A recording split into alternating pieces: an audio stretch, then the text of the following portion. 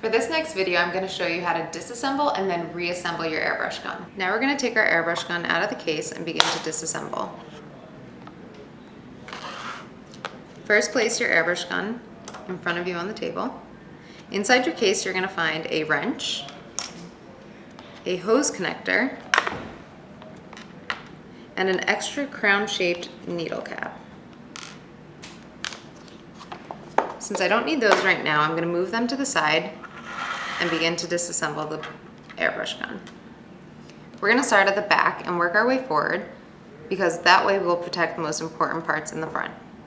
So first we're going to start by removing our tail cap, and that you just twist right off and lay down on the table.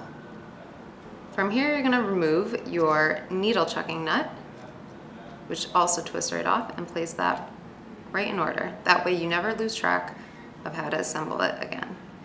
Remove our needle. Then we're going to unscrew our spring case. And this typically goes for quite a while.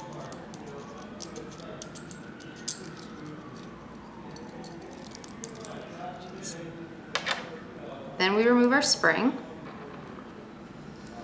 Following that, we are pulling out our needle chucking guide. And then you can remove your trigger. And you're just going to do a quarter twist and pull up. Now we can remove our cap.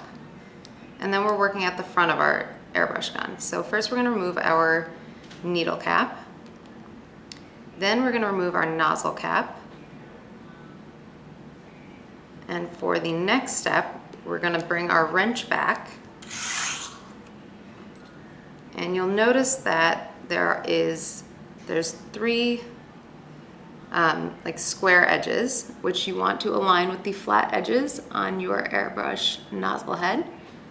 And you'll just do about one turn counterclockwise, and then you can do the rest with your fingers.